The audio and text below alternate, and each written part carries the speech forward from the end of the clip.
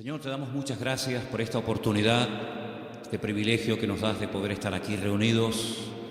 Te pido, Señor, que en esta tarde tú nos dirijas y que podamos, a la luz de tu bendita palabra, Señor, aprender cosas. Abre nuestros ojos para que veamos las maravillas de tu ley. Y gracias te damos porque tú eres nuestro Maestro, que nos guías y nos diriges a la verdad. Queremos en esta tarde aprender de ti, Señor. Quita todo obstáculo, cualquier impedimento, de la índole que sea, y que en esta tarde haya libertad para exponer tu palabra y para aprender de la misma.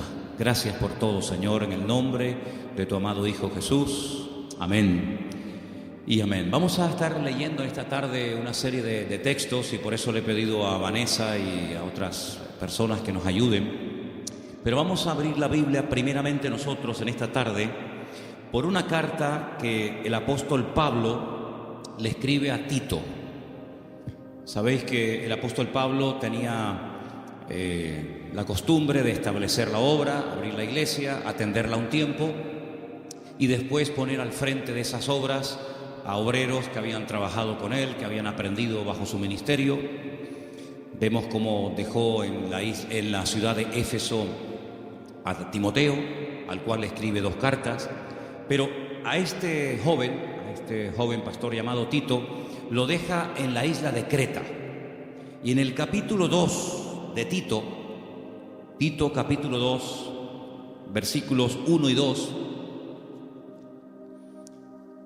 leemos algo muy interesante. Pablo está hablando acerca de las características que tienen que tener los ancianos en las iglesias, también las mujeres mayores, los jóvenes, los que sirven a otras personas.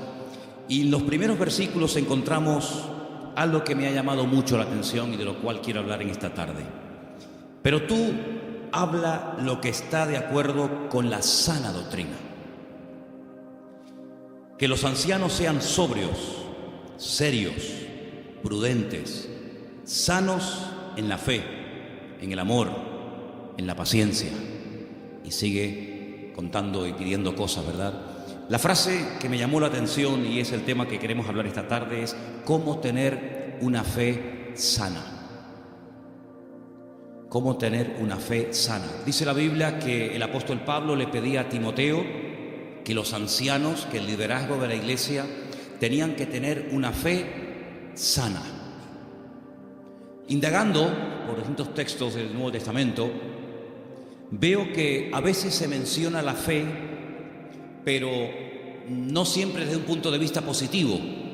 Hay como muchos tipos de fe, e incluso también muchos niveles de fe. Y el apóstol Pablo y el Señor, a través de sus palabras, nos dice que la fe del creyente tiene que ser sana. Hablaremos después cómo se puede tener una fe sana, y también nos tendremos que preguntar si la fe que yo tengo está sana o está un poco enferma, ¿no? En Lucas 9:54 vamos a leer el primer texto, donde podemos ver a unos discípulos del Señor que lógicamente tenían fe, pero una fe muy extraña. Yo la he llamado una fe distorsionada. Escuchemos Lucas 9:54. Viendo esto, sus discípulos Jacobo y Juan dijeron: Señor, ¿quieres que mandemos descienda fuego del cielo como hizo Elías y los consuma? Unos discípulos del Señor le están proponiendo al Señor: Señor, ¿quieres que oremos para que caiga fuego del cielo y destruya a esta gente que no ha querido recibirnos? Y dice: ¿pero qué estáis diciendo? El Señor no apoya esa petición. El Señor dice: ustedes no saben lo que están proponiendo, ustedes no saben de lo que están hablando. La fe no es para destruir a la gente, la fe es para edificar, para ayudar, para bendecir. Luego, esta gente tenía una fe distorsionada completamente. Y sería muy bueno que nosotros nos preguntáramos de vez en cuando qué tipo de fe tenemos. Porque vemos que estos discípulos tienen una fe muy grande, incluso hasta para proponerle al Señor orar para que caiga fuego del cielo, como hacía el profeta Elías en varias ocasiones durante su ministerio, pero que no es ni el momento, ni el lugar, ni muchísimo menos la voluntad de Dios que se esté utilizando la fe para semejante barbaridad. Luego aquí vemos, sí, fe, pero una fe distorsionada. Hay un texto en 2 de Timoteo 1:5 que menciona otro tipo de fe, y es un texto en el que el apóstol Pablo reconoce que la fe de Timoteo no es como la que él va a mencionar a continuación. 2 de Timoteo 1:5. Trayendo a la memoria la fe no fingida que hay en ti, la cual habitó primero en tu abuela Loida y en tu madre Eunice, y estoy seguro que en ti también.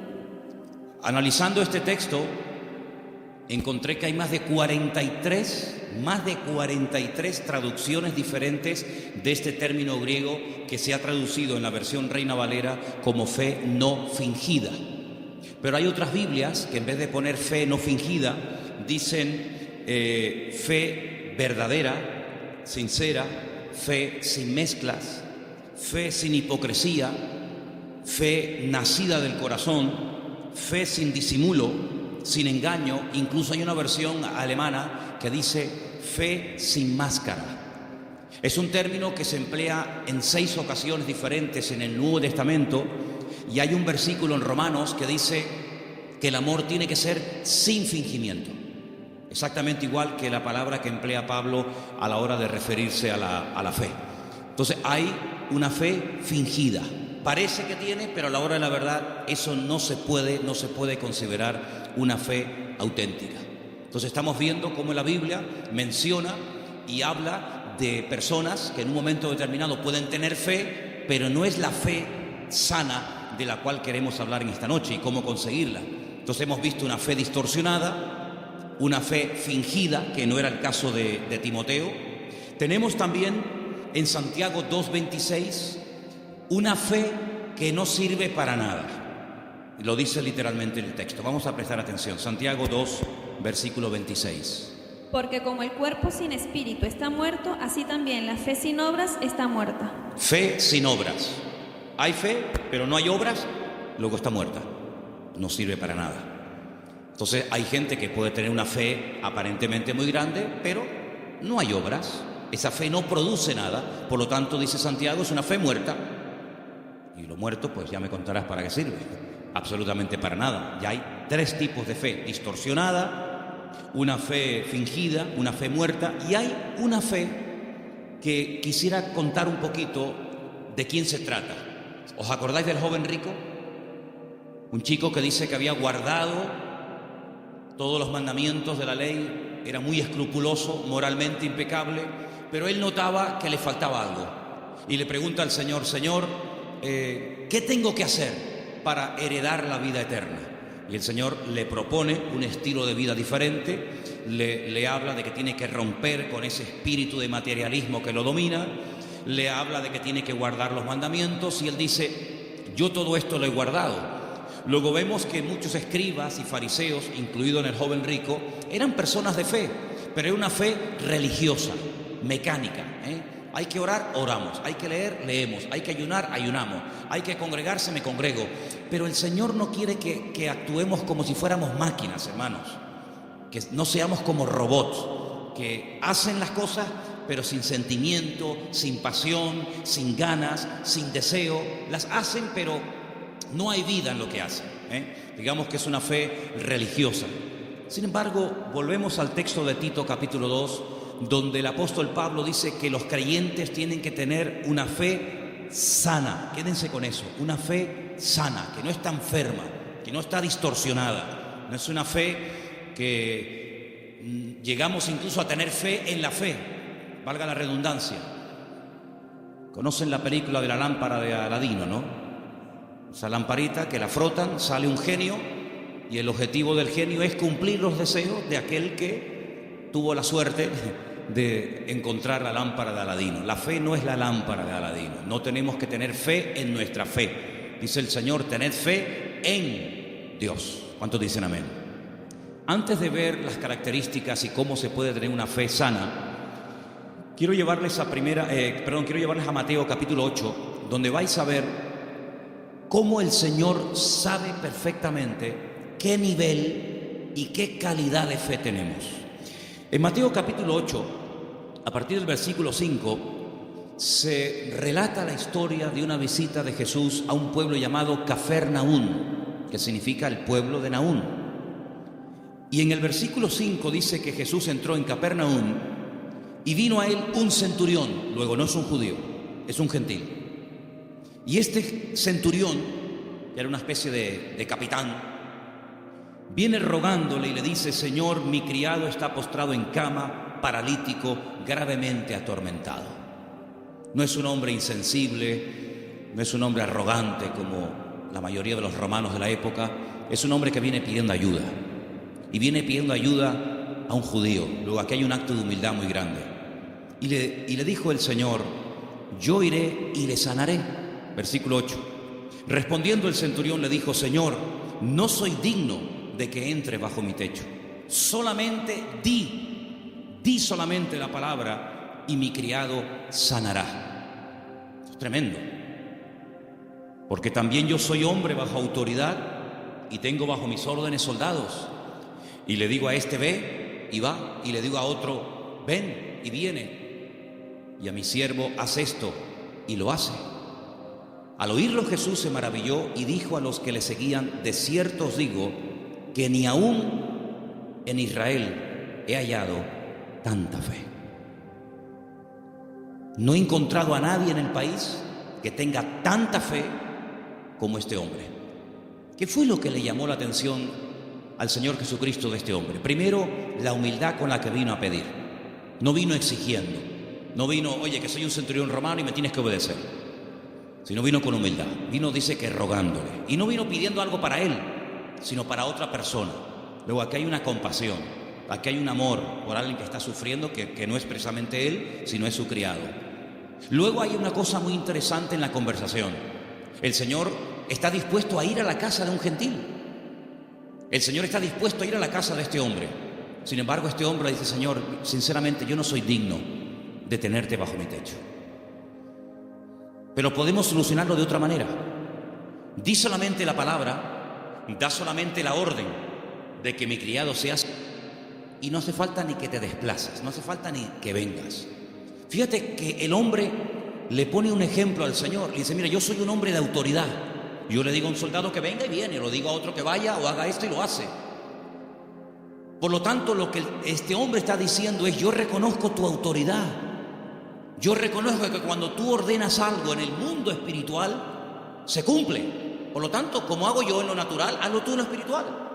Da la orden y automáticamente mi criado sanará. Él unió el poder de la palabra, la autoridad de la palabra del Señor, con una fe bien puesta y bien depositada con humildad en el Señor. Y claro, automáticamente recibió la respuesta.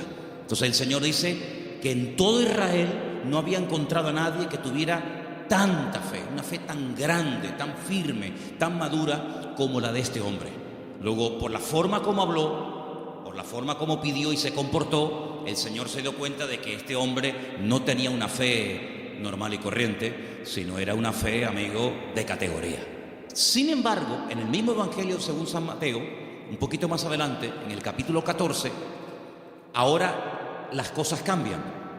Porque en el capítulo 14, a partir del versículo 22, dice la palabra del Señor lo siguiente: Jesús enseguida hizo a sus discípulos entrar en la barca e ir delante de él a la otra tierra, a la otra ribera, entre tanto que él despedía a la multitud. Despedida la multitud, subió al monte a orar aparte, y cuando llegó la noche estaba allí solo. Y ya la barca estaba en medio del mar, azotada por las olas, porque el viento era contrario. Más a la cuarta vigilia de la noche, como a las 3:30 de la madrugada, Jesús vino a ellos andando sobre el mar. Los discípulos, viéndole andar sobre el mar, se turbaron diciendo: un fantasma, y dieron voces de miedo. Pero enseguida Jesús les habló diciendo: tened ánimo, yo soy, no temáis. Entonces Pedro le respondió y le dijo: Señor, si tú eres, manda que yo vaya a ti sobre las aguas. Vamos a ver. Jesús le dijo: ven. Simplemente eso, ven. Él, descendiendo de la barca, andaba sobre las aguas para ir a Jesús. Pero, ay amigos, los peros. Al ver el fuerte viento tuvo miedo y, comenzando a hundirse, dio voces diciendo: Señor, sálvame. Al momento Jesús, extendiendo la mano, asió de él y le dijo: hombre de poca fe. poca fe. Capítulo 8 le dice al centurión: grande, grande es tu fe. Queda maravillado, queda impactado el Señor al ver el nivel de fe que tenía aquel hombre. Sin embargo, a este le dice: hombre de poca fe. Hay otro pasaje muy interesante en los evangelios, ustedes lo conocen perfectamente, donde Jesús está predicando en una casa. Dice la Biblia que fuera hay unos amigos de un paralítico que no pueden entrar. Conocen la historia, ¿verdad? Dice que se suben al techo, no se desaniman, no dicen, bueno, vengamos otro día, tal vez otro día ya no está. Nada los detiene, nada los frena. Descienden al paralítico entre ellos y dice la Biblia literalmente: al ver Jesús la fe de ellos. No habla de la fe del paralítico. Al ver Jesús la fe de ellos, le dijo al paralítico, y todos conocemos el resto de la historia. Luego, tal vez nosotros no podemos ver la fe, ni siquiera la nuestra, pero el Señor sabe perfectamente qué nivel de fe tenemos. La fe que tenemos que tener no es una fe cualquiera. No es esa fe que creemos que es una especie de, como dije antes, de lámpara de Aladín o de llave maestra que todo lo puede y todo lo abre. No, no. Tiene que ser una fe sana. Pero ¿cómo se llega a tener esa fe sana? ¿Cuáles son las características de una fe sana verdaderamente en el Señor? Vamos a ver la primera característica que tiene que tener una fe sana. Primera de Pedro, capítulo 1, del 3 al 9. ¿Lo tienes, Vanessa? Vamos a prestar atención a Primera de Pedro 1, del 3 al 9. Bendito el Dios y Padre de nuestro Señor Jesucristo, que según su grande misericordia nos hizo renacer para una esperanza viva por la resurrección de Jesucristo de los muertos, para una herencia incorruptible, incontaminada e inmarcesible, reservada en los cielos para vosotros, que sois guardados por el poder de Dios mediante la fe para alcanzar la salvación que está preparada para ser manifestada en el tiempo postrero, en lo cual vosotros os alegráis, aunque ahora, por un poco de tiempo, si es necesario, tengáis que ser afligidos en diversas pruebas, para que sometida a prueba vuestra fe, mucho más preciosa que el oro, el cual, aunque perecedero, se prueba con fuego, sea hallada en alabanza, gloria y honra, cuando sea manifestado Jesucristo, a quien amáis sin haberle visto, en quien creyendo, aunque ahora no lo veáis, os alegráis con gozo inefable y glorioso, obteniendo el fin de vuestra fe, que es la salvación de vuestras almas. Amén. ¿Os dais cuenta? La primera característica de una fe sana es que tiene que ser probada. Si no quieres tener una fe probada, jamás sabrás qué tipo de fe tú tienes. Mientras no hay problemas, no se sabe si verdaderamente tú eres una persona madura o inmadura. No se sabe. Es como cuando antiguamente te entregaban la cartilla cuando terminabas de hacer el servicio militar y te ponían comportamiento, bueno, malo, excelente, regular, lo que fuera, disposición a la hora de actuar o, en fin, las distintas, digamos, no materias, sino las distintas características que se pretendía o se suponía que había en un soldado. Generalmente, a menos que fuera tiempo de guerra, el apartado del valor se dejaba en blanco, porque no hubo ocasión de mostrar el valor. La obediencia sí, la fidelidad, la puntualidad, digamos la uniformidad, pero el valor era una casilla que se dejaba en blanco. Ahora, si hay una guerra, si te tienes que jugar la vida, si tienes que salir a campo abierto, entonces se sabe si ese soldado tenía o no tenía valor. Con la fe es exactamente igual. Si no hay pruebas, pues sí, tengo fe. Pero amigo, y cuando llegaron las pruebas, ¿cómo reaccionó usted ante el primer problema que le vino después de conocer al Señor? Porque nosotros reaccionamos de una manera antes de conocer al Señor que no puede ser la misma después de conocer al Señor. ¿Cómo, por ejemplo, reaccionó Job?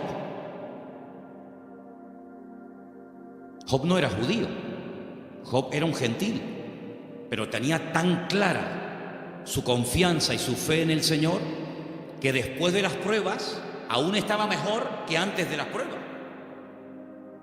Antes de las pruebas era un hombre rico, la vida le sonrió, tenía hijos, un matrimonio que funcionaba perfectamente, aparentemente, tierras, criados, prestigio, casas, un patrimonio increíble y no había ningún problema.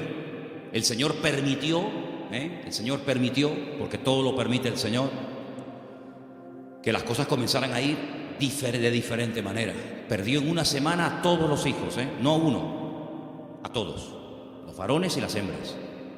Perdió todos los animales. Eso era una tragedia en aquel tiempo. Las cosechas se le pudrieron. La mujer se le volvió en su contra. Él cayó enfermo. Las casas se le derrumbaron. Los amigos, ni te cuento. Si uno dice, bueno, pero ¿dónde está Dios en todo esto? Nunca estuvo Dios más cerca de Job que cuando era probado. Cuando más cerca Dios estuvo de Job y cuando más cerca Job estuvo del Señor fue en el tiempo de la prueba. En ningún momento se quejó. Argumentó, habló con el Señor, todo lo que tú quieras, pero en ningún momento claudicó y dijo, no merece la pena, no sirve de nada llevar una vida íntegra, llevar una vida de santidad, porque al fin y al cabo, mira, estoy pasando lo peor que los que no creen en ti, Señor. Al final, cuando termina todo aquel ciclo de pruebas tremendas, que no sabemos exactamente cuánto tiempo duró, Él dice cosas tremendas. Él dice, yo de oídas te había oído, pero ahora mis ojos te ven. Ahora es cuando yo verdaderamente he conocido qué tipo de Dios, qué naturaleza es la de mi Dios. Ahora he experimentado la fidelidad de Dios.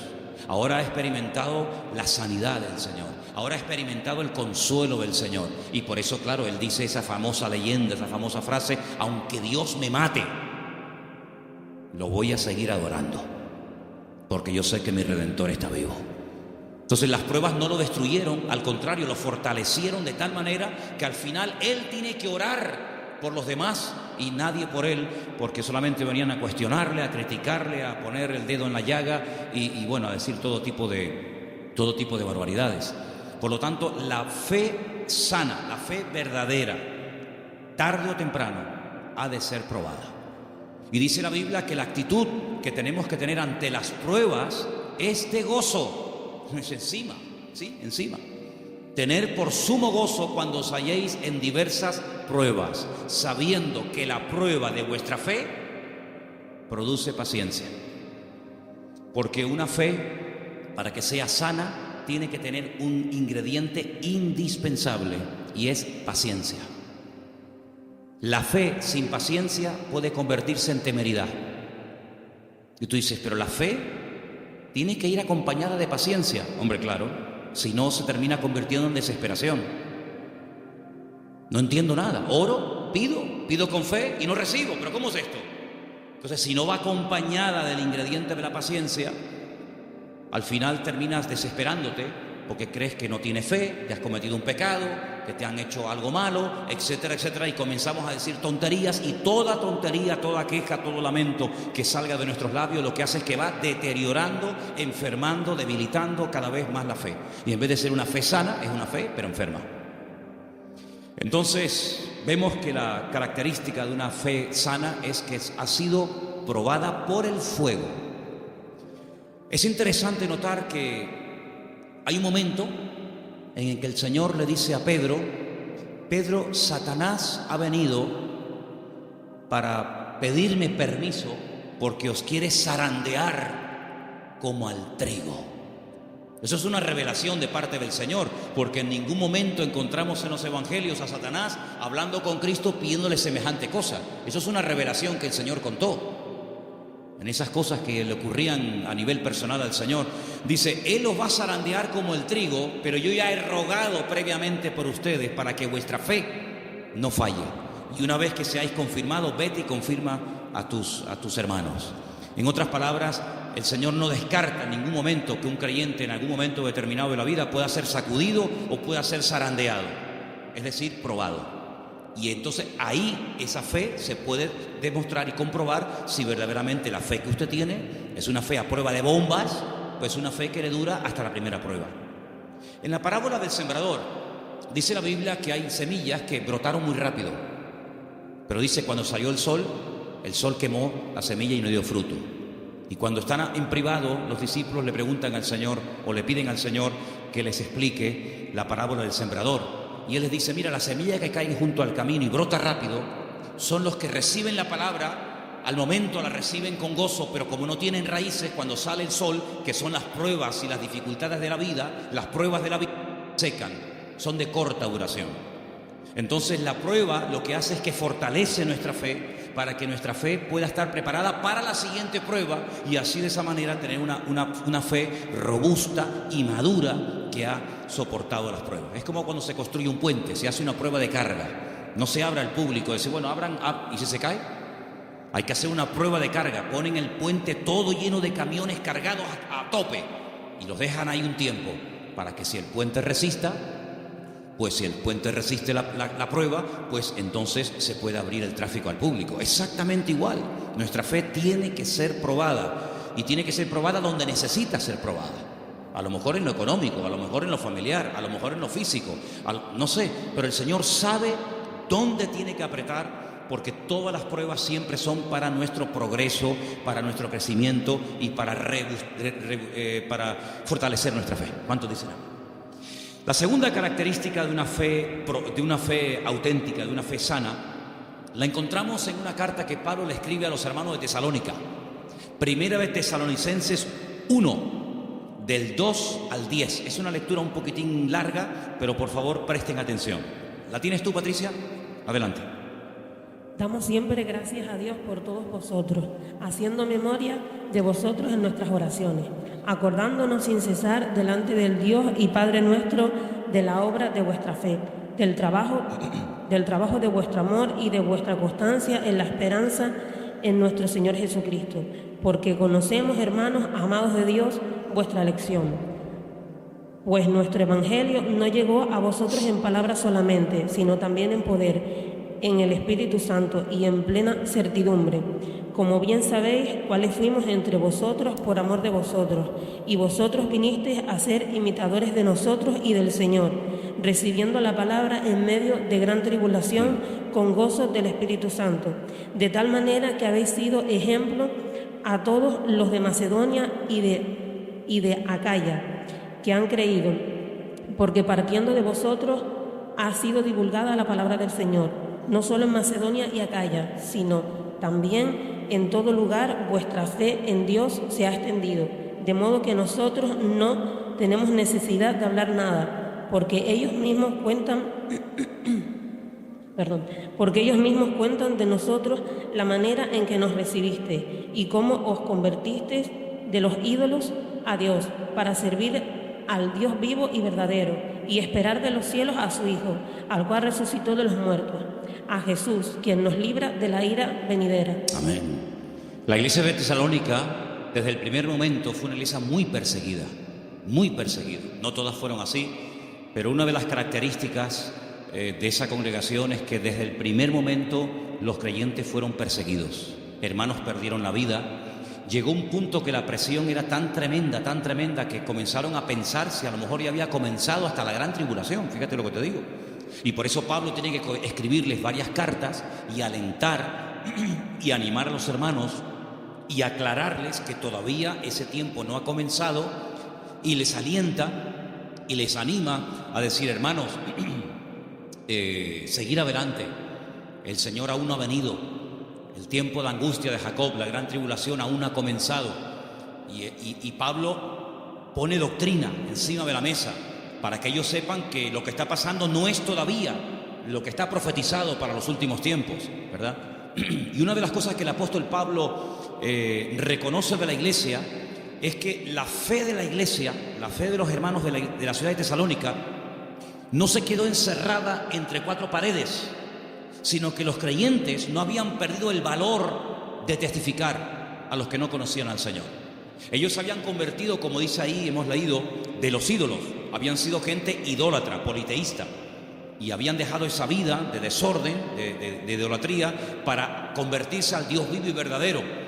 Pero la conversión de ellos, la fe de ellos depositada en el Dios vivo y verdadero, no era algo que se hacía a escondidas, sino algo que ellos querían que se difundiera. De tal manera que Pablo llegaba a ciertas y determinadas poblaciones y la gente en esos lugares daban testimonio de lo que los hermanos de Tesalónica estaban pasando y cómo la fe de ellos se había extendido. Y esto es muy importante, hermanos. Esto es muy importante porque en un momento tenemos un encuentro inicial con el Señor. Nos encontramos con el Señor, entendemos el propósito de la salvación, de la venida de Cristo. pedimos perdón por nuestros pecados, lo aceptamos como nuestro Señor y Salvador personal. Muy bien, pero ¿y ahora? Ahora se tiene que extender nuestra fe. Tenemos que divulgar nuestro testimonio, nuestra esperanza en el Señor, porque no todo el mundo tiene la misma fe, no todo el mundo ha tenido la misma experiencia que tú has tenido, y por eso es muy importante que abramos la boca para que podamos decir a la gente, oye, que hay una esperanza, que hay un remedio, como vimos el domingo, que hay un camino, una verdad y una vida. Y los tesalonicenses no dijeron, bueno, mira, vamos a quedarnos callados porque nos están maltratando, nos están matando, nos están torturando. No importa, vamos a seguir hablando, vamos a dar testimonio de la fe en nuestro Señor Jesucristo. Esa es otra característica indispensable de una fe sana, que no solamente soporta la prueba con gozo y que la utiliza como plataforma para crecer y para acercarse más al Señor, sino que además es una fe que no es muda, no es una fe invisible. Usted sabe que la tiene, pero nadie se ha enterado en la familia, nadie se ha enterado en el barrio. No, yo abro mi boca y extiendo y proclamo la fe, la obra que el Señor ha hecho en mi vida. Esa es otra característica de una fe sana. Un creyente que no testifica no es normal. No es creyente que un creyente que tiene el gozo del Señor y que ha pasado de muerte a vida, pasen los días, las semanas y se le pase la vida y no comparta su fe y su testimonio con nadie. Eso no es una fe sana, es una fe enferma. Otra característica de una fe sana, quiero leer en Santiago. Voy a leer este pasaje yo, si no les importa, en capítulo 2, a partir del versículo 14, donde Santiago habla de algo muy importante relacionado con la fe. Dice, hermanos míos, Santiago 2:14, ¿de qué aprovechará si alguno dice que tiene fe y no tiene obras? ¿Podrá la fe salvarle? Si un hermano o una hermana están desnudos y tienen necesidad del alimento de cada día, y alguno de vosotros les dice, id en paz, calentaos y saciaos, pero no les dais las cosas que son necesarias para el cuerpo, ¿de qué aprovecha? No, hermanos, déjenme que diga esto. Decimos, bueno, pero ¿no es el Señor el que suple nuestras necesidades? Sí, pero muchas veces el Señor puede suplir nuestras necesidades a través de nuestros hermanos. A veces cuando veo a un señor mayor o a alguna persona en un parque, en una plaza, dándole de comer a los pajaritos o a las palomas, a mí siempre me viene a la cabeza el texto que dice, hombres de poca fe, mirad las aves del cielo que ni siembran ni hilan, ¿no las alimenta vuestro Padre Celestial? Y yo digo, fíjate, este hombre sin darse cuenta, o a lo mejor sí, no sé, está siendo un instrumento que hoy el Señor está utilizando. Él cree que le sobraban unas miguitas de pan duro y las trae al parque para entretenerse, pero él no se está dando cuenta de que ese montón de pájaros el Señor los está alimentando a través del detalle de este hombre. Entonces puede ser que el Señor te puede utilizar a ti en un momento determinado y a través de tu vida, cubrir la necesidad, suplir la necesidad de algún hermano. Entonces dice, así también la fe, si no tiene obras, es muerta en sí misma, una de las fe que comentamos antes. Versículo 18. Pero alguno dirá, tú tienes fe, yo tengo obras, muéstrame tu fe sin tus obras y yo te mostraré mi fe por las obras. Tú crees que Dios es uno y haces bien, también los demonios creen y tiemblan. Mas ¿quieres saber esto, hombre vano, que la fe sin obras es muerta? ¿No fue justificado por las obras nuestro padre Abraham cuando ofreció su hijo Isaac sobre el altar?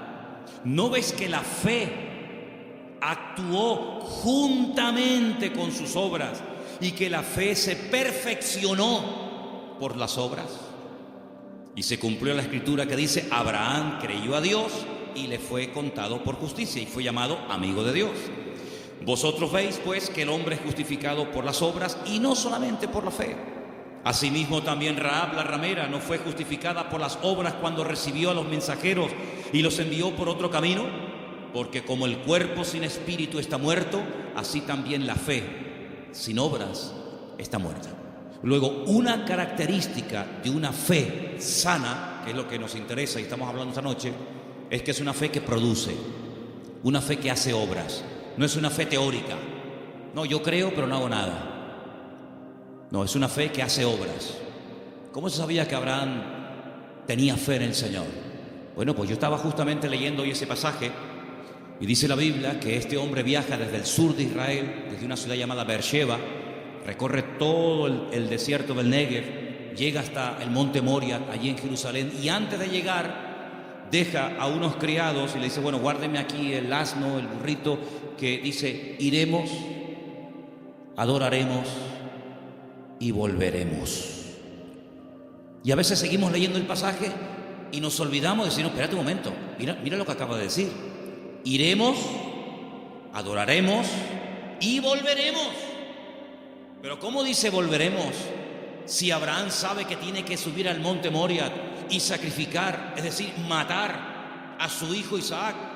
Dirás en todo caso, volveré. La Biblia dice que Abraham tenía tanta fe en el Señor que creía que si mataba a su hijo Isaac, el Señor se lo podía resucitar y volverlo a tener con él. Y en cierto sentido, eso fue lo que pasó. No lo mató, sabemos el resto de la historia, pero él en su corazón lo había sacrificado antes de subir al monte Moria. ¿Se da cuenta? Pero la fe de Abraham no quedaba simplemente en un acto de obediencia, sino que iba mucho más allá. Bueno, yo lo mato, yo lo sacrifico porque al fin y al cabo es lo que Dios, mi Señor, me ha pedido, pero creo que Él me lo puede dar de entre los muertos. Y es que nunca nadie había resucitado, hermanos. Él no puede decir, no, es que ya resucitó fulanito de tal. No había resucitado nadie. ¿Cómo sabía Abraham que el Señor podía resucitar muertos? Porque Abraham conocía a Dios. Y la fe auténtica, la fe sana, no es una fe ciega, no es una fe irracional, es una fe basada en hechos, en realidades. ¿Y qué mejor realidad que conocer a Dios y conocer su palabra? Yo dije en una ocasión que hubo un momento en nuestra vida en los que creímos en un Dios que prácticamente no conocíamos.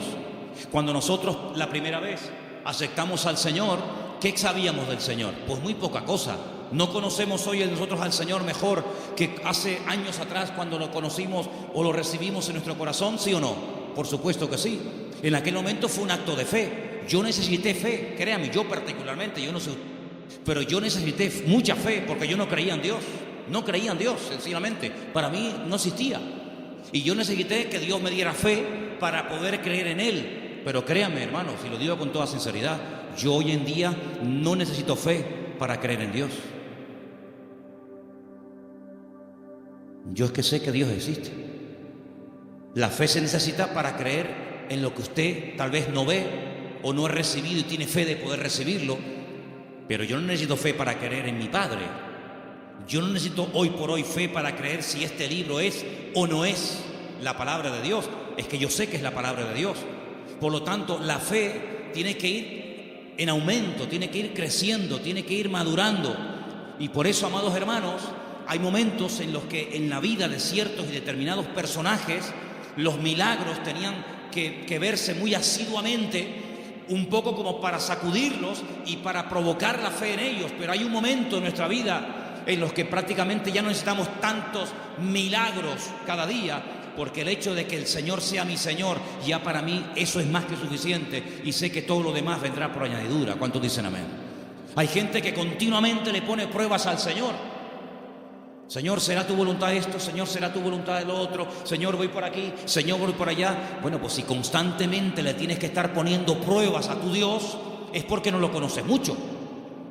Porque si tú sabes que a tu marido no le gustan las lentejas, no sé si hay algún marido, perdón si alguien se sienta aludido, pero si tú sabes que a tu marido no le gustan las lentejas, no dices, se las voy a poner a ver si le gustan o no le gustan. Ya te ha dicho de todas las formas que no le pongas lentejas que no le gustan. Por lo tanto, como ya lo sé, no se las pongo. Pero yo sé que lo que le gusta es el potaje de berros. Entonces, en la medida en la que tú conoces a tu marido, a tu esposa o a tu hijo, a quien sea, tú te comportas de una forma diferente con él o con ella, ¿sí o no? En la medida en que tú conoces a Dios, yo no tengo que decirle a Dios, Señor, ¿se puede hacer esto o no se puede hacer? Voy a poner un papelito con un sí y con un no. Soplo. Y el que se quede en la mesa, no hace falta jugar a eso, porque yo ya conozco a mi Dios y yo sé lo que le gusta y lo que no le gusta. Leía en el día de ayer algo tremendamente interesante. Dice Pablo, es que la ley no fue dada para el justo. La ley fue dada para el homicida. La ley fue dada para el que no conocía a Dios, y tienes que decirle todo, le tienes que contar todo. Pero José nunca leyó la Biblia, y José era capaz de decir, eso no lo puedo hacer, porque si yo hago eso, yo peco contra mi Dios. ¿Os acordáis? Cuando es tentado con la mujer de Potifar, él podía haber dicho, bueno, ¿dónde está escrito que esto es pecado? No estaba escrito por ninguna parte, pero es que él conocía a Dios. Y cuando una persona conoce a Dios, aunque no tenga mucho conocimiento de la Biblia, conoce más del Dios de la Biblia que de la Biblia del Señor, y sabe perfectamente discernir, dice, esto no es de Dios, esto no es del Señor. Porque el que conoce al Señor, dice la Biblia, hay un texto muy bonito que dice, el pueblo que conoce a su Dios se esforzará. Y nosotros, amados, queridos hermanos, no dejamos de pecar por miedo al castigo, sino no pecamos por temor a Dios, por respeto al Señor, que es muy diferente. Amén. Otra característica de una fe madura, tal vez le puede sorprender esta frase, es que no tiene miedo a las aventuras. En Génesis capítulo 12, quiero que vean este pasaje conmigo. Génesis capítulo 12, versículo 1. Hay una palabra aquí muy bonita que la hemos leído en muchas ocasiones. Dicen que el padre de Abraham era... ¿Cómo se llamaba el padre de Abraham? Hola.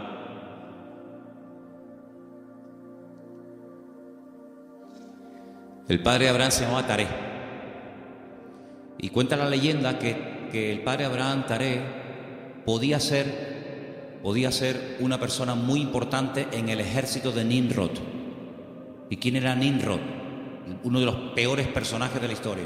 Terrible, terrible. El primer hombre poderoso de la tierra. Un tipo de anticristo, para que me entendáis.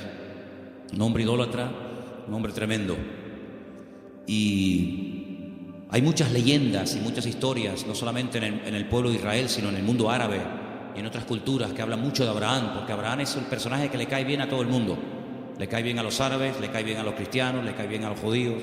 Es un personaje que todo el mundo lo quiere. Es el padre de todos.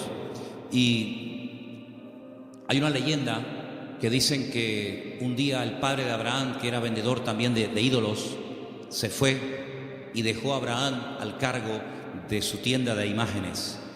Y Abraham rompió todos los ídolos de su padre menos uno. Y cuando el padre viene, le pregunta al hijo, hijo, ¿pero qué has hecho? Me has roto todos los ídolos, todas las imágenes. Y le dice, no, lo que pasa es que vino una señora con un plato de comida para ofrecer una ofrenda a los ídolos, y como este ídolo, que es el más poderoso que tú tienes, no quería compartir la comida con los demás, los destruyó a todos y se comió la comida a él. Y le dice el padre, pero hijo, ¿qué cuento me estás contando? Si son ídolos de piedra, son incapaces de hacer esto. Y Abraham le dice, pues papá, si tú mismo has reconocido que son ídolos de piedra que no puedan hacer esto, ¿por qué los adoras? Es una leyenda que cuentan los árabes, ¿no? Hablando acerca de la fe de Abraham. Pues este hombre, cuando vivía en aquella tierra, versículo 1, Génesis 12:1, dice, el Señor le había dicho, fíjate el tiempo del verbo, no está llamando el Señor ahí a Abraham, dice, ya le había dicho. Es como, oye, que ya te he dicho, ya te lo dije el otro día, te lo estoy recordando. Ya el Señor le había dicho a Abraham. ¿Qué le había dicho? Vete de tu tierra, de tu familia o parentela, de la casa de tu padre, a la tierra que yo te mostraré. Fíjate que el primer verbo está en pasado y el último está en futuro. Ya le había dicho el Señor, a la tierra que yo te mostraré. ¿A dónde voy? No lo sé, yo te lo mostraré, ya te lo diré. Pero hay una promesa, entre el cumplimiento de la promesa y la obediencia, hay una palabra muy interesante. Dice, yo haré de ti una nación grande. Te bendeciré, te engrandeceré. Engrandecer no serás bendición. Bendeciré a los que te bendigan, y a los que te maldijeren, maldeciré. Serán benditas en ti todas las familias de la tierra. Y se fue Abraham como el Señor lo había dicho. Entonces vemos que este hombre, en base a una promesa, en base a una orden de parte del Señor, él emprende una aventura. Y por eso este punto que he dicho, que para tener una fe sana, uno tiene que estar dispuesto a correr aventuras con el Señor. No podemos tener todo bajo control. Hay creyentes que todo lo quieren tener bajo control. Y eso es totalmente imposible.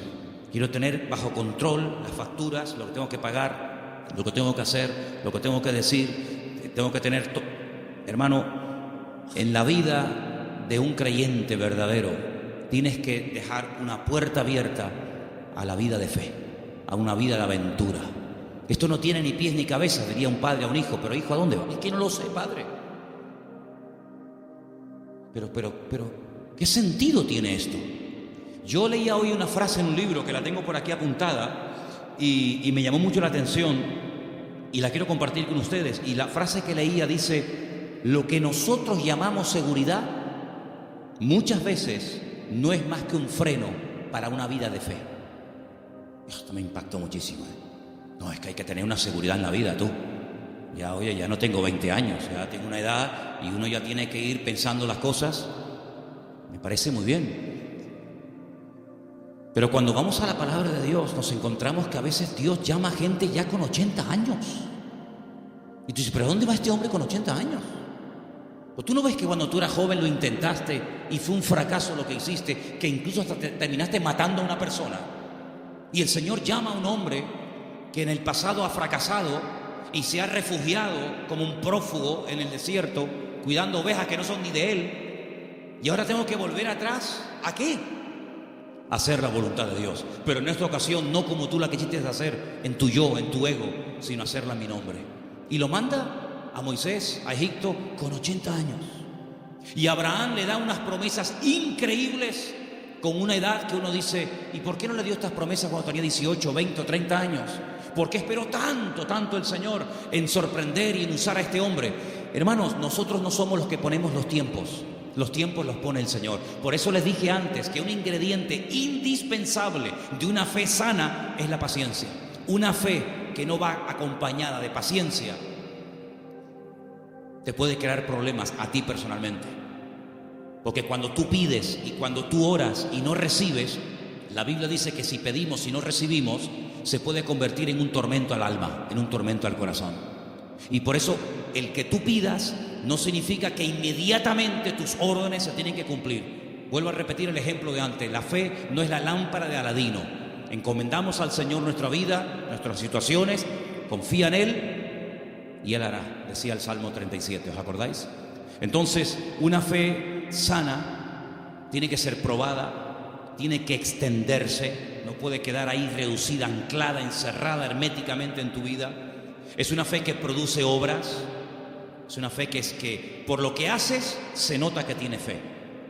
Hombre, vamos a ver, un hombre que está dispuesto a sacrificar a un hijo, ¿qué más prueba que ello? Cuando lo dice el Señor a ese hijo el día de mañana, quédate en Beersheba y siembra en el desierto, y este hombre siembra en el desierto y no cuestiona a Dios diciendo, oye, pero ¿cómo que siembra en el desierto? Esto es un disparate, es una locura. ¿Cómo voy a sembrar la semilla? ¿Cómo voy a sembrar semillas en arena? Y el hombre lo hace y Dios lo prospera, ¿verdad? Vemos en la Biblia que hay momentos en los que Dios le dice a la gente, oye, ¿tú estás dispuesto a ir en contra de la corriente? ¿Tú estás dispuesto a hacer lo que yo te diga, aunque aparentemente sea un disparate? A ese tipo de vida no tenemos que cerrarnos. Yo no digo que tengas que ir por ese camino toda tu vida, pero no descartes la posibilidad de que en un momento Dios te lleve la contraria. ¿Puede el Señor llevarnos la contraria? ¿Puede el Señor sorprendernos a estas alturas? Quiero decirles algo que llevo tiempo queriendo decirlo y siempre se me olvida. Siempre se me olvida. Cuando llego a casa digo, pero si yo vine de Galicia y quería decirles esto y todavía no se lo he dicho. Ahora me acaba de venir a la cabeza y se lo voy a decir. Fui a predicar un día a una iglesia en Galicia. No voy a decir ni el sitio porque sabe Dios a dónde llegan estas predicaciones. Fui a predicar a un lugar y el pastor de esa iglesia, que llevaba ya mucho tiempo al frente de esa congregación, me dice que se va a ir a otra ciudad, a empezar otra iglesia. Digo, muy bien. Y él sigue hablando y me dice, es que esta iglesia en la que yo ya he estado años, yo creo que ya ha dado todo lo que tenía que dar. hemos hecho evangelismo, hemos hecho retiros, hemos hecho campamentos, hemos hecho vigilias, y yo creo que esta iglesia ya ha dado todo lo que tenía que dar, y voy a comenzar en otra parte. Y cuando yo llegué a casa y comencé a pensar en lo que este hermano me había dicho, es un buen hombre, es un buen pastor, no estoy hablando de un pseudo pastor, estoy hablando de un hombre de Dios. Pues yo dije, Señor, es interesante en la vida, porque en la vida tiene que saber uno hasta dónde tiene que llegar. La Biblia nos enseña que el sueño de Moisés era entrar a la tierra prometida. El Señor dijo, no, hasta aquí llegaste, amigo. Pero no voy a cruzar el Jordán, no, es que soy Moisés, me da igual. Yo si quieres te enseño la tierra, pero aquí se acaba tu vida, amigo. A partir de ahora le pasas el relevo a Josué. Y vemos que Moisés no entró en la tierra prometida. Y tan grave fue lo que hizo, aparentemente delante del Señor fue gravísimo, para no dejarlo entrar, tú imagínate, ¿verdad? Vemos, por ejemplo, a David. ¿Cuál era el sueño de David? El sueño de David era levantar un templo a Dios. Ese era el sueño de David. ¿Se lo había pedido el Señor? No. De hecho, el Señor le dice a través del profeta Natán, le dice, ¿dónde me vais a meter a mí? Si el cielo es mi trono y la tierra es el estrado de mis pies, ¿qué casa me vais a construir a mí? Pero si quieres hacerla. Sin embargo, vemos que el Señor no le permitió. El que verdaderamente tenía ganas de levantar el templo no lo pudo levantar. Su hijo fue el que lo levantó. Entonces él entendió que su vida no era, o el sueño de su vida no se iba a cumplir, sino que era su hijo el que iba a levantar el templo. Luego, uno tiene que saber hasta dónde puede llegar. Porque, hermanos, seamos sinceros, si analizamos, por ejemplo, la vida de José, un hombre de fe, un hombre obediente, vemos que sí, él había recibido una revelación cuando era jovencito de lo que sería su vida. Pero si aquellos sueños que él tuvo de pequeño no le ayudaba, en cierto sentido, el faraón a poder cumplirlos, pues se pudriría en la cárcel. Luego, otra persona tuvo que soñar para que sus sueños personales, la revelación de parte del Señor a él, se pudiera hacer realidad. Por lo tanto, es muy importante, como congregación, como familia, como matrimonio, como hijo, como pastor, como creyente, saber hasta dónde tengo que llegar con el Señor. De hecho, para mí hay dos preposiciones que aparecen en la Biblia que tenemos que tenerlas presentes siempre en nuestra vida de fe. Desde, hasta. Son dos preposiciones importantísimas en la vida de un creyente que quiere tener una fe sana. Desde, hasta. ¿A qué me refiero? Josué capítulo 1 dice, la tierra te la he entregado. Nadie te podrá hacer frente en todos los días de tu vida. Desde, hasta, esa es la tierra en la que te puedes mover. No te salgas de ese marco, no te salgas de ese terreno, porque no te la daré. De hecho, ha habido momentos en la historia en los que Israel ha conquistado terreno que tiempo más tarde ha tenido que devolver, porque no entraba dentro del desde hasta, ¿verdad? Cuando en una de las guerras conquistó la famosa península del Sinaí, la península del Sinaí no entraba dentro de las promesas del Señor y la tuvo que devolver, ¿verdad? Y sabemos que la península del Sinaí no pertenece a Israel. Por lo tanto, como creyentes tenemos que saber cuáles son nuestras limitaciones, qué tipo de fe tenemos, y con ese tipo de fe trabajar y movernos en el Señor. Porque dice la Biblia que no a todos se nos ha dado la misma fe, ni los mismos dones, ni el mismo conocimiento, ni los mismos talentos. Por lo tanto, cada uno tiene que, dice, examinarse a sí mismo y decir, bueno, a mí el Señor no me ha llamado a predicar, pero así a mí el Señor sí me ha llamado a servir o a colaborar. Tal vez el Señor a mí no me ha llamado al ministerio musical, pero me ha llamado o me ha capacitado o me estoy preparando para el ministerio de enseñanza o para el ministerio, digamos, para otras culturas. Cada uno de nosotros tiene que examinar su fe y ver a sí mismo qué estás haciendo con el nivel de fe que tú tienes. Hay una característica que yo quisiera que leamos algunos versículos. No sé si lo tienen ustedes ahí, Patricia. Hebreos 11, ¿sí? Del 8 al 10. Porque antes dije algo que quiero que te lleves esta tarde grabado en tu corazón. Incluye la paciencia en tus oraciones. Incluye la paciencia en tu fe. Si no incluyes la fe, la paciencia en la fe que tienes, lo puedes pasar mal, porque va a haber un momento en el que te vas a pelear con Dios. Te puedes desanimar porque dices, Señor, estoy orando con fe, Estoy orando conforme a tu voluntad y no veo resultados, pero es que la fe tiene que ir acompañada de la paciencia. Y vamos a leer 2 textos y con ellos terminamos. Hebreos 11, del 8 al 10, por favor. Por la fe, Abraham, siendo llamado, obedeció para salir al lugar que había de recibir como herencia, y salió sin saber a dónde iba. Por la fe, habitó como extranjero en la tierra prometida, como en tierra ajena, morando en tiendas con Isaac y Jacob, coherederos de la misma promesa, porque esperaba la ciudad que tiene fundamentos, cuyo arquitecto y constructor es Dios. Esperaba en esa búsqueda, esperaba la ciudad cuyo arquitecto y fundador es Dios. Ahí el verbo está en un imperfecto progresivo. Es decir, espero, pero no de brazos cruzados, a ver qué pasa, no. Espero y me muevo en esa espera. ¿Me explico? Me muevo en fe. Aún no he recibido lo prometido. ¿Estará aquí la ciudad cuyo arquitecto y fundador es Dios? ¿Está aquí? ¿No? Vámonos para allá. Y se iba a otro lugar, acampaba. Yo lo que busco es la ciudad que ha construido mi Dios. Una ciudad firme, estable. Vivo en tiendas de campaña, pero no importa, yo estoy buscando una ciudad que tiene fundamentos. Pasaba un tiempo, aquí no es. Bueno, dice la Biblia, y esto es un misterio tremendo, que dice que la llegó a ver. La llegó a ver y la saludó, como diciendo, algún día yo estaré allí.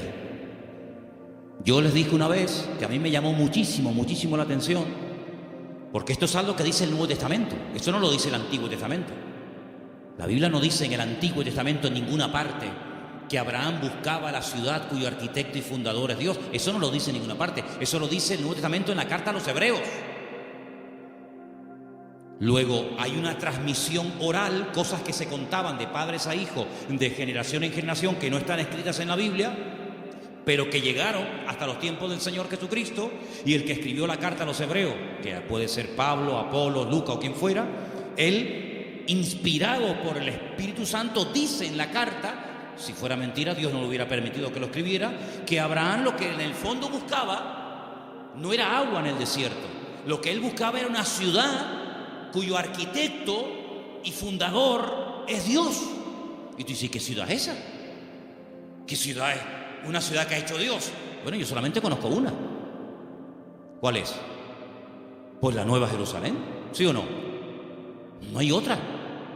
Bueno, pues cuando hemos ido muchas veces a Israel, en el famoso Museo del Templo, pues resulta que al principio ustedes saben que hay unas habitaciones que te van explicando la historia de la Biblia con unos cuadros gigantes, unos cuadros enormes. Claro, no dejan sacar fotografías, no dejan hacer películas, pero bueno, yo lo tengo aquí grabado en mi cabeza. Y hay un cuadro enorme que yo me quedé mirando, digo, esto es increíble, Se ve. Son allá, claro, ya Isaac no era un niñito de 4 años. Isaac tenía entre 35 y 40 años cuando va al monte Moria con su padre. Algunas veces la gente se imagina que ven mi niño, ven bonito, ven, ponte aquí. No, Isaac era un hombre ya hecho y derecho. Y lo pone sobre el altar y se ve el altar de piedras con Isaac amarrado de pies y de manos. En el fondo se ve unas zarzas con un carnero allí enroscado. Se ve a Abraham con el puñal en alto, pero él está mirando al cielo, y es a lo que voy, y se ve en el cielo el templo de Jerusalén, todo como si fuera de oro, se ve el templo, y Abraham mirando el templo de Jerusalén. Por eso los judíos dicen que lo que Abraham vio en el monte Moriah fue el futuro templo de Jerusalén, y ese es el monte donde se construyó el templo de Jerusalén. Y yo, cuando miraba aquello, digo, pero si los judíos no leen el Nuevo Testamento, si los judíos tienen prohibido leer el Nuevo Testamento, ¿cómo saben ellos que Abraham allí en aquel sitio, según la versión judía, él vio el templo de Jerusalén? Y yo en el Nuevo Testamento veo que Abraham lo que vio fue la Nueva Jerusalén. Bueno, algo se tuvo que transmitir a lo largo de la historia, de boca en boca, ¿verdad?, de generación en generación, que llegó hasta los tiempos de la carta de los Hebreos, donde vemos que Abraham vio algo y dice que la vio. Entonces, amados hermanos, el nivel de fe de Abraham era algo tan espectacular que ¿cómo va a tener el temor de sacrificar a un hijo cuando sabe que Dios se lo puede resucitar? ¿Cómo va a tener él temor de dejar la herencia de su padre y quedar totalmente desheredado a la hora de salir del hogar, cuando él sabe perfectamente lo que Dios le está prometiendo? La fe no tiene lugar a la duda, la fe es certeza, la fe es convicción. Ahora, si yo tengo un buen trabajo, pongamos un ejemplo sencillo de entender, si yo tengo un buen trabajo, gano bien, estoy contratado fijo, tengo mis pagas, ya tengo una antigüedad, etcétera, etcétera, me va bien, me encuentro a gusto, y de repente me ofrecen otro trabajo, una de dos: o el que me ofrecen tiene que ser 1000 veces mejor que el que tengo, o no tiene ningún sentido que yo deje este buen trabajo por un trabajo que en el fondo no sé si me van a pagar, si no me van a pagar, si tienen solvencia, si no tienen solvencia, si estos van serios, si estos van broma. ¿Tú sabes lo que significó dejar todo? Papá, que me voy. ¿Te vas a dónde? No sé. ¿Y por qué? Es que Dios me llamó. ¿Pero qué Dios te llamó? Era una aventura, era un disparate. Pero un disparate para el hombre que tiene una fe enferma. Un disparate para el hombre que se pone encima de una mesa y empieza a sacar cálculos y saca la calculadora y dice: esto es un disparate, esto no va a funcionar bien, esto no tiene ni pies ni cabeza. Para el hombre natural, dice la Biblia, que las cosas de Dios son un disparate, son locura. Pero para el hombre que tiene el Espíritu de Dios, dice que la fe te permite, hay distintos niveles, ¿verdad? Hay un momento en el que la fe, si crece, si madura, si se extiende, una fe probada, etcétera, te permite ver por la fe y llamar las cosas que no son como si ya fuesen. Tú imagínate que yo mañana llego aquí y les digo: hermano, a partir de ahora me llamo Daniel, ya no me llamo Manolo. Sería un choque, ¿no? Sería un impacto. Bueno, pues eso fue lo que tuvo que hacer Abraham: convencer a su mujer de que ahora Dios le cambió el nombre, convencer a sus 300 criados, y encima el nombre que Dios le ha puesto es un nombre que tiene que ver con algo que no es real. Si le hubiera puesto un nombre que significaba anciano, pues oye, te pega como anillo al dedo porque eres un viejito. O si te hubiera puesto un nombre que no sé, pero es que le puso un nombre que significaba padre de multitudes. Y claro, más de uno habrá dicho: pero bueno, es que este hombre este hombre va de mal en peor. Se pone un nombre que no tiene nada que ver con la realidad, pero es que la fe te permite estar por encima de lo que llamamos realidad. Porque yo pregunto, ¿la realidad cuál es? ¿La que vivimos o la que Dios quiere que vivamos? Porque la Biblia dice que la vida es sombra, y la sombra no es la realidad. La sombra proyecta una realidad, y la Biblia dice que vivimos en un mundo que es de sombra. Sin embargo, cuando conocemos a Dios, nos damos cuenta que la sombra de Dios, para que nos entendamos, se proyecta muchas veces en lo que nosotros llamamos realidad, pero que realmente la realidad no es lo que vemos, sino lo que no vemos. Porque dice la Biblia que las cosas que vemos son temporales, pero las que no vemos son eternas. Y la Biblia dice, hay una promesa, que el justo por la fe vivirá. Pero en el texto original hebreo no aparece el verbo vivir, sino aparece el verbo ser. El texto dice: el justo por la fe existirá. Porque una cosa es vivir y otra cosa es existir. La existencia la da el Señor. Y cuando nosotros conocemos a Dios, comenzamos a descubrir que la vida que muchas veces nosotros llamamos seguridad no es más que un freno y un impedimento para ver la grandeza y descubrir el poder de nuestro Dios. Por eso quiero terminar recordando las 5 características de una fe sana. Preguntémonos si las tenemos. La fe sana tiene que ser tarde o temprano probada.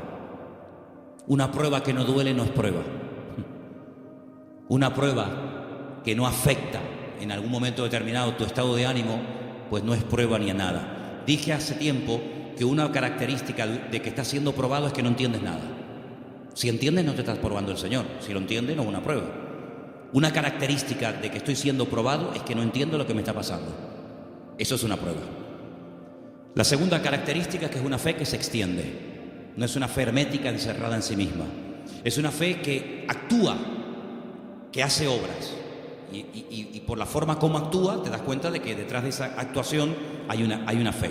Hay una frase que leí esta semana, que también la tengo apuntada aquí, que dice: todo esfuerzo realizado siempre obtiene resultados. Es buenísima, no me digan, Todo esfuerzo realizado siempre obtiene resultados. Tú te esfuerzas por el Señor, ¿verdad? Tú ejercitas la fe y automáticamente Dios lo premia. Tercera o cuarta característica, que la fe sana tiene que ir acompañada de paciencia. Dice la Biblia que Abraham esperaba pacientemente. Y finalmente, la fe sana está dispuesta a la aventura. En Hebreos 10, del 12 al 13, quiero que lo leamos todos juntos, por favor. Hebreos capítulo 10, Hebreos 10, del 12 al 13.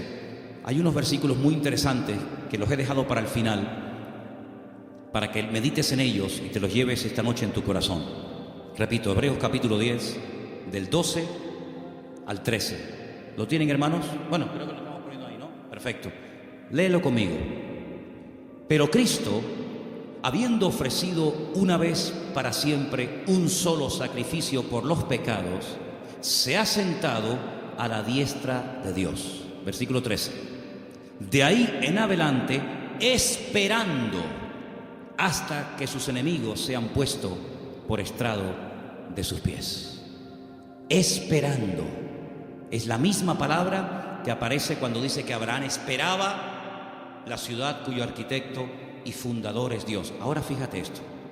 Cristo muere, cumple todo lo que tiene que cumplir, derrama su sangre, resucita al tercer día, asciende a la gloria, se sienta a la diestra de Dios Padre. Y yo pregunto, ¿y ahora qué? Lo hemos leído esta noche. Él está esperando que todos y cada uno de sus enemigos sean sometidos y puestos bajo la planta de sus pies. Si mi Señor, después de todo lo que hizo, su muerte, su resurrección, la victoria sobre el pecado, sobre el diablo, etc., si Él, después de todo ese tremendo sacrificio, está esperando sentado a la diestra de Dios Padre, ¿por qué a nosotros a veces nos cuesta tanto esperar una oración que la hicimos la semana pasada y queremos que ahora nos responda el Señor? ¿Cuánto tiempo lleva esperando el Señor Jesucristo? Bueno, en número redondo, 2000 años. Porque aún hay enemigos que no están sometidos. Dice que el último, un día si quieren podemos hacer la lista de los enemigos que tienen que ser dominados y controlados y sometidos a la planta de los pies del Señor. Dice que el último, después de haber superado todo, el último enemigo que será superado y vencido para siempre será la muerte. De momento la muerte no ha sido vencida en el sentido de que todavía los seres humanos siguen muriendo, incluidos los cristianos. Y dice la Biblia que algún día la muerte no existirá más. Llegará un momento en el que la muerte, llegó tu muerte, hasta aquí llegaste, amiga. Por lo tanto, si el Señor está esperando, imitemos al Señor. Él ora, Él intercede. Hay oraciones que el Señor Jesucristo le hizo al Padre cuando subió a la diestra, y una de ellas fue: Padre, envíales el Consolador. No dijo Él: yo rogaré al Padre para que os envíe otro Consolador, para que esté con vosotros para siempre. ¿Lo habéis leído, sí o no? Esa oración fue contestada en pocos días. Asciende, el Señor Jesucristo le pide al Padre que envíe el Espíritu Santo a los que quedaron en la tierra, lo envía, pero hay otras muchas cosas que aún todavía el Señor está esperando que se solucionen, que se venzan, y después vendrá el Señor. Por lo tanto, vemos que la fe tiene que aprender a esperar. No solamente tiene que tener la confianza y la perseverancia, sino que una fe sana es una fe que sabe esperar. Pero no es una espera en vano, no es una espera inútil. Es una espera que merece la pena, porque merece la pena esperar en el Señor. ¿Cuántos dicen amén? Cierra tus ojos en esta noche y pidámosle al Señor: si mi fe está distorsionada, si mi fe está muerta, si mi fe no produce, si mi fe está estancada, Señor, sáname la fe. Que mi fe no sea una fe enferma, sino una fe viva, una fe robusta, madura. En otras palabras, una fe sana, aleluya. Que sea una bendición para mi vida y para los que me rodean. Una fe contagiosa, una fe que trae ánimo, una fe que trae fortaleza al espíritu. Una fe que me ayuda a superar los traumas, los problemas, las tristezas, las amarguras, las pérdidas. Una fe que me ayuda a llamar las cosas que no son como si ya las estuviera teniendo ahora mismo y disfrutando de ellas. Llama las cosas que no son como si ya fuesen. Di, Señor, gracias porque la bendición ya la tengo conmigo. Gracias, Señor, porque el gozo, la paz, la sanidad, ese trabajo, ese hijo, esa situación la veo resuelta. Pero la fe tiene que aprender a esperar. Como tú estás esperando a la diestra del Padre, yo quiero esperar pacientemente, esperé en el Señor. Y te pedimos en esta noche, Señor, que esta fe, que es la meta de todos y cada uno de los creyentes, de tus hijos, sea una realidad en nuestra vida. Ayúdanos a trabajar esta fe que tú un día depositaste en nuestros corazones, que el mundo no la apague, que las circunstancias de la vida no la debiliten ni la enfermen, sino que la fe nos permita estar firmes, porque tu palabra dice que nuestra fe ha vencido al mundo. Aleluya. Señor, si nuestra fe en algún momento no ha estado como tenía que estar, si no estamos verdaderamente echando mano y utilizando esta fe, te pedimos que tú nos sacudas y nos despiertes para que esta fe, Señor, verdaderamente sea una fe poderosa, una fe que obtenga lo imposible y una fe que me permita vivir en victoria y bendecido todos los días de mi vida hasta que tú regreses, Señor. Gracias te doy, Señor, por este don, por este regalo maravilloso que tú has puesto en mi vida. Bendecimos y glorificamos tu nombre en esta noche, en el nombre bendito de Jesús. Amén y amén.